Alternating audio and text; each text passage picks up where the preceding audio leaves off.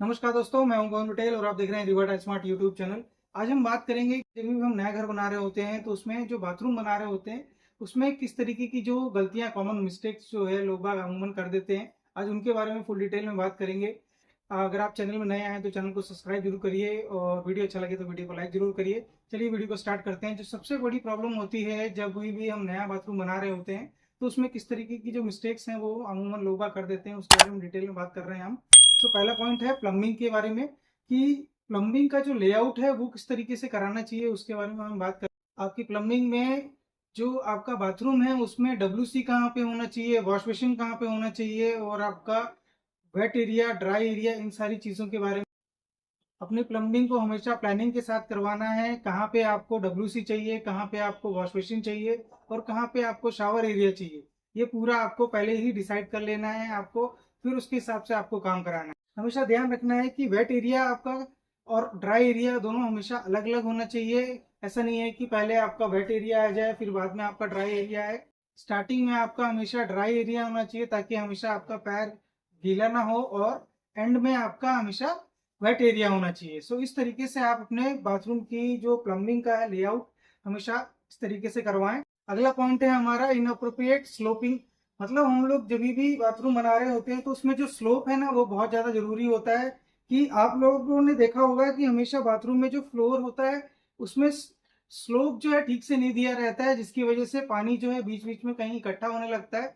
इसकी वजह से सीपेज की भी प्रॉब्लम आने लगती है। तो हमेशा आप हमेशा ध्यान रखिए कि जब भी बाथरूम बना रहे हो तो उसमें स्लोप का बहुत ध्यान दीजिए और इसको कम से कम 2 से 3 बार उसको आप चेक करिए ताकि आपको फ्यूचर में स्लोप की वजह से कोई भी प्रॉब्लम ना आए, आपका पानी इकट्ठा ना हो बीच बीच में।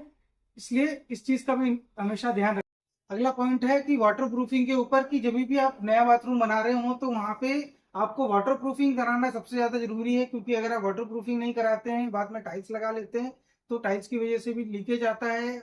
और अगर आपके बाथरूम में किसी भी तरीके का लीकेज होगा तो वो आपको फ्लोर के थ्रू दीवार पे आएगा। इसलिए हमेशा जब भी वाटर प्रूफिंग आप कराइए तो कम से कम 1 फीट तक की ऊंचाई पे आपको वाटर प्रूफिंग करानी है, जिसकी वजह से आपके बाथरूम में मॉइस्चर और भी बहुत सारी तरीके की चीज़ें जो हैं उसकी प्रॉब्लम्स ना हो और आपका बाथरूम जो है हमेशा सालों साल चले और आपको कोई भी तरीके की समस्या ना। अगला पॉइंट है वेंटिलेशन के ऊपर। इसमें कि जब भी आप बाथरूम बना रहे हो तो उसमें वेंटिलेशन को बहुत ही ध्यान से आपको लगाना है ताकि अगर आप वेंटिलेशन को प्रॉपर नहीं रखते हैं, अगर आपने बाथरूम में कोई भी वेंटिलेशन नहीं लगाया हुआ है तो आपके बाथरूम में मॉइस्चर क्रिएट होगा। मॉइस्चर की वजह से फंगस क्रिएट होने लगती है और अजीब सी बदबू भी रहती है बाथरूम में। सो इसलिए हमेशा वेंटिलेशन करके रखें, उसमें एक एग्जॉस्ट फैन भी लगा के रखें जिसकी वजह से आपके बाथरूम में फ्रेशनेस रहे और आपको जब भी आप बाथरूम में जाएं तो आपको घुटन और एकदम गर्मी सी महसूस ना हो।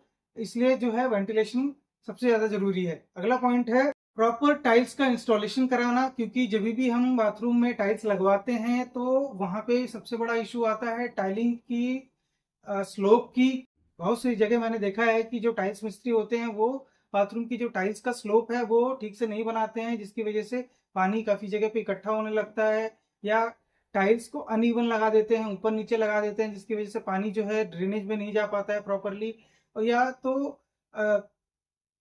पानी उसमें टाइल्स में कुछ गैप रह जाते हैं जिसकी वजह से पानी नीचे की तरफ चला जाता है और फिर बाद में लीकेज का प्रॉब्लम होने लगता है। तो इसलिए जो है हमेशा आप ध्यान रखिए कि टाइल्स का इंस्टॉलेशन बहुत ही अच्छी तरीके से करवाएं, उसमें ग्राउटिंग अच्छी तरीके से करवाएं और उसको प्रॉपरली चेक भी करते रहें समय समय पे, 6-6 महीने 2-2 महीने में, कि आपका ग्राउटिंग हट तो नहीं गया और पानी का लीकेज दीवारों पे तो नहीं आ रहा है। सो इस सारी चीज़ों का हमेशा ध्यान रखिए क्योंकि टाइल्स जब भी लग जाती है तो आपका फाइनल काम हो जाता है। उसके बाद सिर्फ आपका फिटिंग्स और कमोड का काम रह जाता है। इसलिए हमेशा ध्यान दीजिए कि आप जब भी टाइल्स लगा रहे हैं बाथरूम में तो प्रॉपर टाइल्स को इंस्टॉलेशन करें और टाइल्स में बेंड ना हो, टाइल्स एकदम प्रॉपर लगी हुई हो, स्लोप अच्छा बना हो। सो ये सारी चीज़ों का ध्यान हमेशा आपको रखना है। अगला पॉइंट है lack of storage.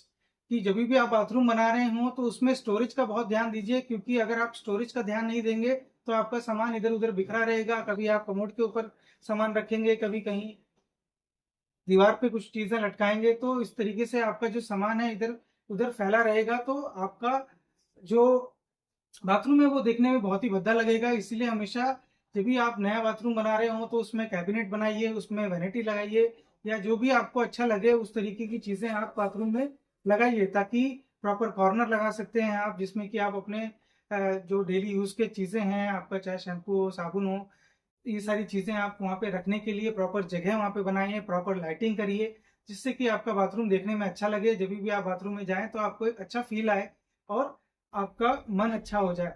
So guys, आशा करता हूँ कि आपको जानकारी अच्छी लगी होगी। जो भी आपको चीज़ें मैंने आपको बताई, तो इन सारी चीज़ों का ध्यान रखिए, क्योंकि जब भी आप नया बाथरूम बना रहे होते हैं तो बहुत सारे लोग इन सारी चीज़ों को फॉलो नहीं करते हैं, जिसकी वजह से उनको फ्यूचर में प्रॉब्लम होती हैं और वो परेशान होते हैं। सो हमेशा ध्यान रखिए कि जब भी आप नया बाथरूम बना रहे हो तो इन सारी चीज़ों का ध्यान हमेशा रखिए, ताकि आपका बाथरूम हमेशा हेल्दी रहे, हाइजीनिक रहे और आपको किसी भी तरीके की समस्या ना हो। सो वीडियो अच्छा लगे तो वीडियो को लाइक ज़रूर करिए, चैनल में नया है तो चैनल को सब्सक्राइब करिए, और आज के लिए धन्यवाद।